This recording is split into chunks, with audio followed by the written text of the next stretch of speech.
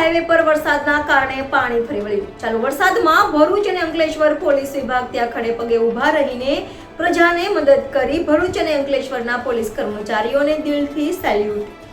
Reporter Kartik Sapkal, NN news Bharuch. દર્શક મિત્રો, તમારી આસપાસ બની રહેલી અવનવી ઘટનાઓ વિશે જાણવા માટે NN ન્યૂઝને લાઈક કરો, શેર કરો, સબસ્ક્રાઇબ કરો અને બેલ આઇકન પ્રેસ કરો, જેથી આપને નોટિફિકેશન્સ મળતી રહે.